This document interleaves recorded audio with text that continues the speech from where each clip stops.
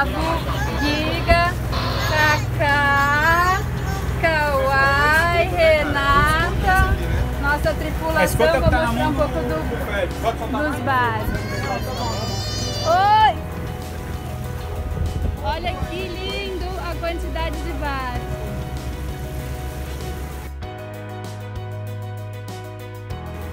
Na segunda largada, que são 70 barcos. Ao touro ali. Vamos filmar o touro. Olha lá. Gustavo, ao todo são quantos barcos no total? São 110 barcos.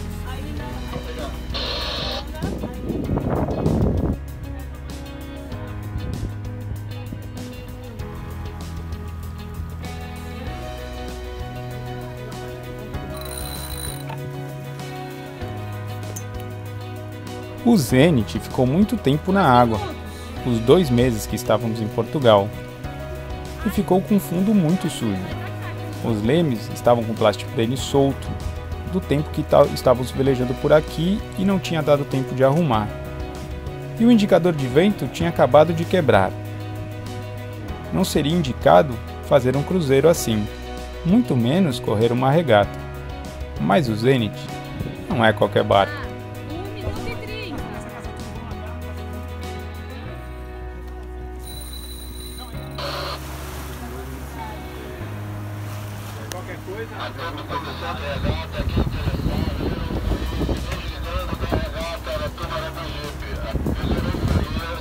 Participamos da regata Aratu-Maragogipe. Fomos mal, é verdade. Nem todo dia é dia de pão quente. Estava conversando com um amigo e ele perguntou por que tínhamos ido mal. E expliquei tudo a ele. E ele comentou: "Bom, mas isso foi tudo culpa sua." Eu sei que a culpa foi minha, mas você perguntou por que fomos mal e não de quem foi a culpa.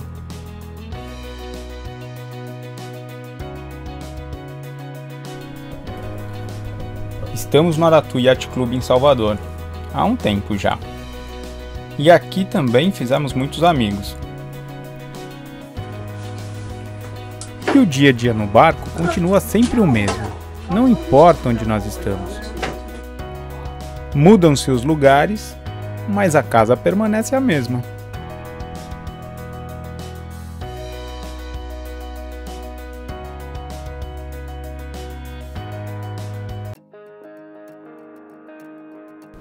Tínhamos que subir o Zenit para limpar o fundo, arrumar os lemes e aproveitar para dar uma polidinha. É incrível como as coisas podem ficar muito ruins muito rápido. Dá uma olhada nesse que subiu logo depois do Zenit. É muito importante cuidar do fundo do seu barco. É fundamental. Fica impossível velejar ou fazer o hélice funcionar nesse estado. Fica até perigoso. E você pode perder seu barco para osmose. Osmose é quando a água e a resina se fundem e amolecem, deixando todo o fundo do barco comprometido. Isso começa devagarzinho com algumas bolinhas e pode se expandir e ficar algo bastante sério. Então, um fundo bem cuidado e com uma proteção epóxi é fundamental.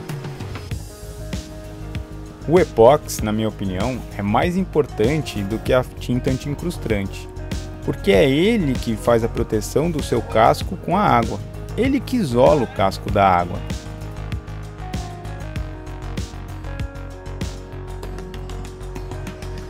Morar em um barco é maravilhoso, mas dá trabalho. A manutenção que temos que fazer para poder viver esse sonho, às vezes é bastante desgastante, porque se formos pagar, não conseguirmos nos manter. E são trabalhos duros, que requerem algum vigor físico, muitas vezes em lugares desajeitados. Mas se esse é o preço que temos que pagar, que seja. Hoje, trabalho nas obras vivas do Zenit, que tenho que completar no máximo em 3 dias. Não temos verbas para mais dias com algum descanso.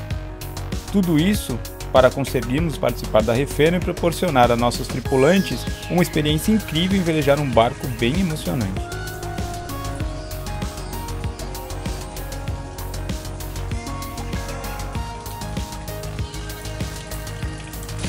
tirei o Zenit da água, precisava fazer algumas coisas, tinha que arrumar o blast frame. Eu tenho um Skeg no Zenit, é bom que eu vou falar um pouco do fundo do Zenit.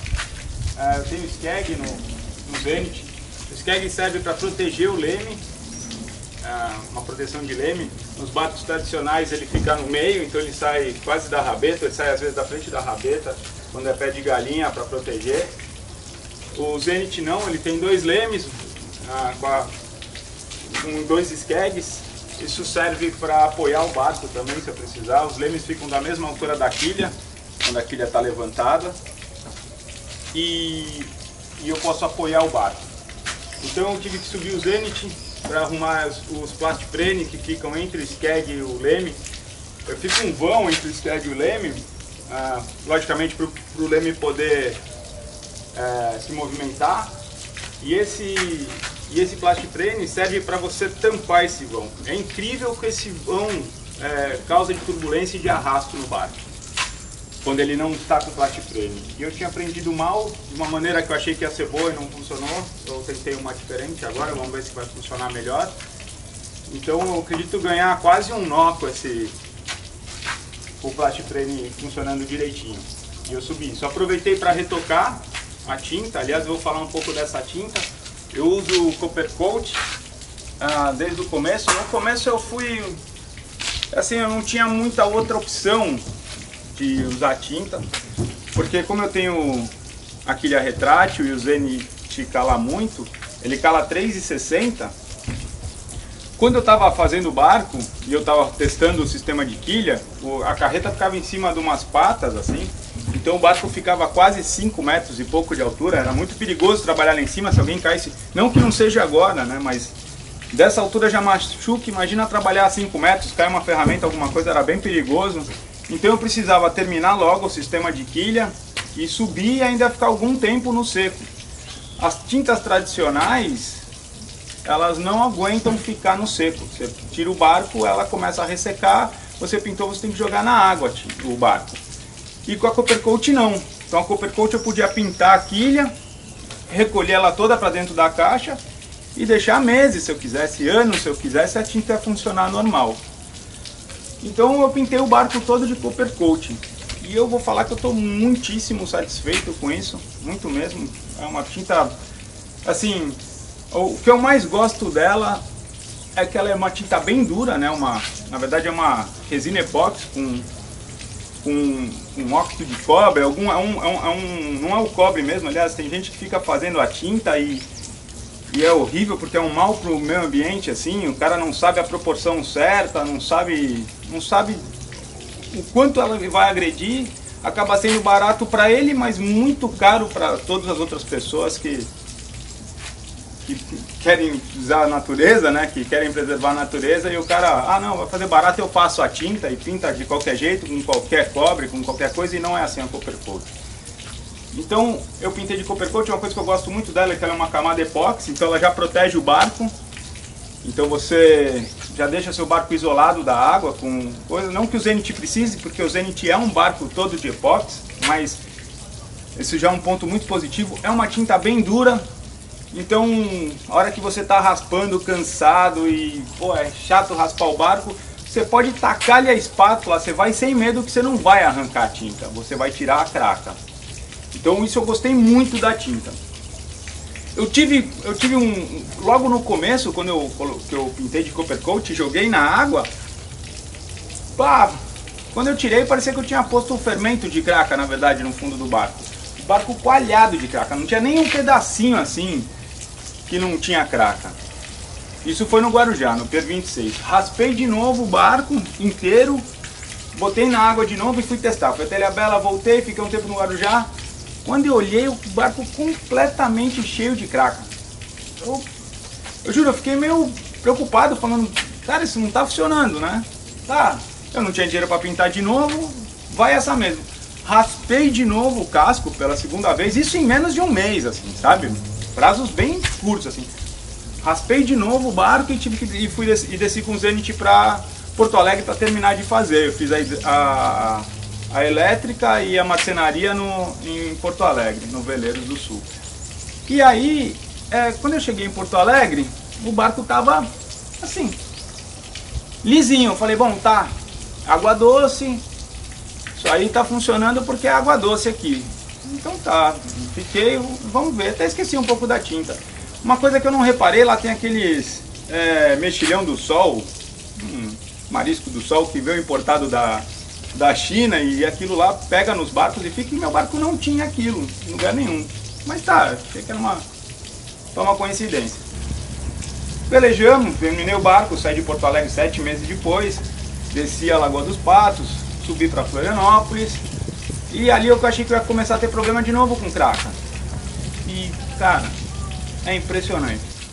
Depois que ele fica nesse tom esverdeado, o casco, não nasce mais nada. Pô, eu gostei muito da tinta.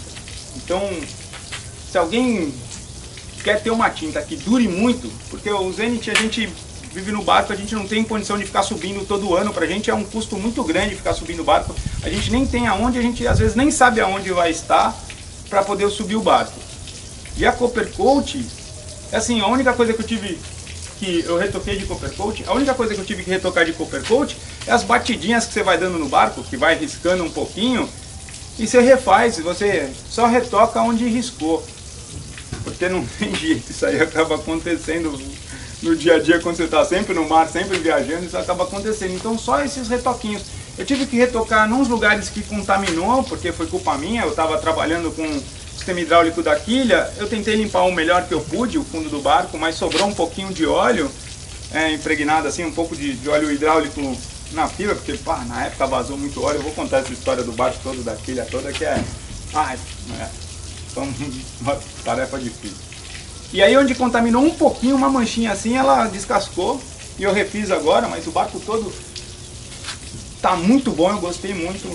Outra coisa que o pessoal fala é que não dá um acabamento bom, que o pessoal não tem paciência, é uma tinta que você pintou, faz uma camada, faz duas, vai com calma. A hora que secou, você deu uma lixadinha no casco, você dá uma lixadinha boa, pô, fica, na minha opinião, por ser uma tinta dura, você consegue trabalhar melhor. Eu acredito que eu tenho um acabamento melhor do que as outras tintas, acho ela mais, depois que você lixa, né, dá um trabalhinho, mas depois disso acabou. Então a tinta aqui você pode viajar sem se preocupar onde que vai subir, porque é uma tinta que vai durar, segundo a Coppercoat dura 10 anos a tinta, a minha tem durado, tá 3 anos aí, não saiu nada, tá funcionando perfeito, 3 anos e pouco já.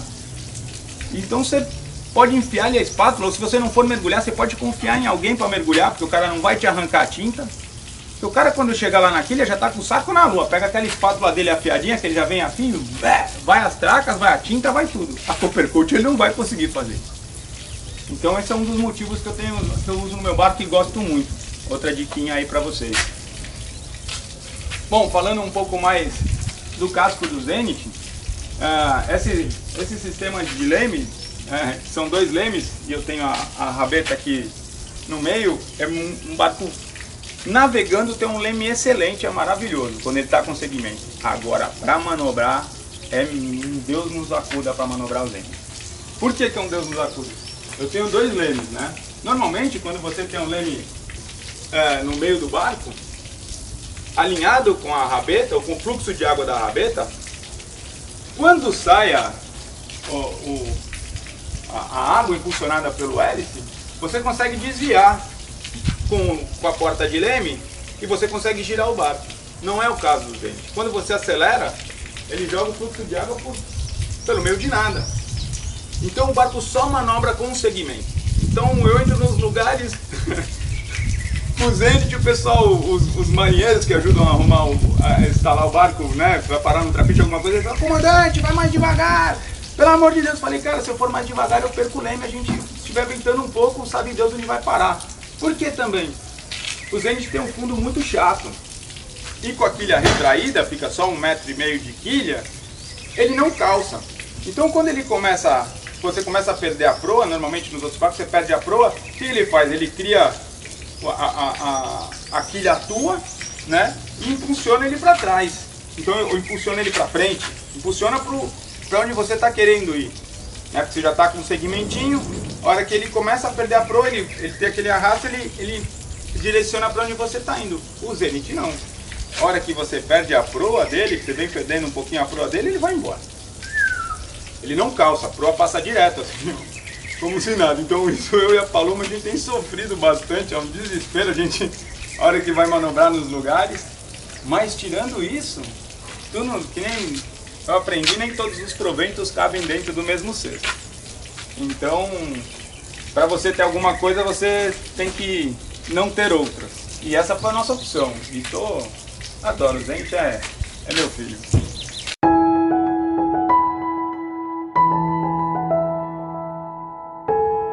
Então, se você vê o Zenit por aí numa marina batendo por todo lado com o pessoal gritando e o capitão desesperado, não é só o capitão que é ruim, é que é difícil pra caramba manobrar esse barco.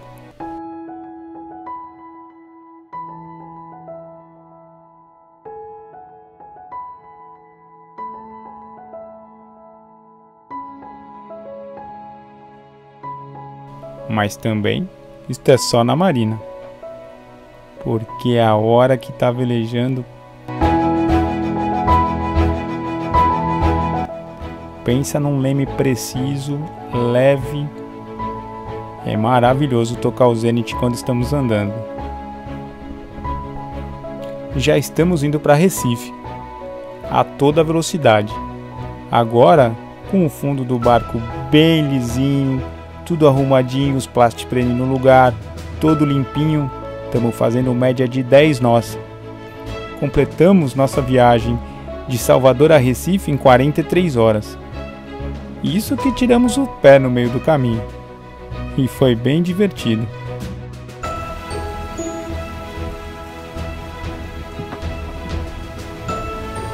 Estamos começando nosso relacionamento com os apoiadores. Nesse processo já conseguimos presentear com algumas camisetas do Vida Vela, Zenit, e uma travessia de Salvador até Recife, também a bordo do Zenit. O Olavo, o primeiro apoiador que veio a bordo, excelente tripulante por sinal, não se conformava em um Zenit fazer menos de 8 nós, e estava sempre trimando as velas. Eu só escutava ele falando assim: pronto, já voltamos a 9,5 de novo. Nosso recorde foi de 11,7 nós, isso só usando a Mestre Genoa, uma diversão. Seja um apoiador. Além de ajudar a manter o canal, pode acontecer de você dar uma volta no Zenit. Não se esqueça de curtir o filme e assinar o canal, e ativar o sininho. Assim você sabe quando mandamos novos filmes. Não está tão frequente, mas quem sabe com muitos apoiadores fazemos tocar mais esse sininho.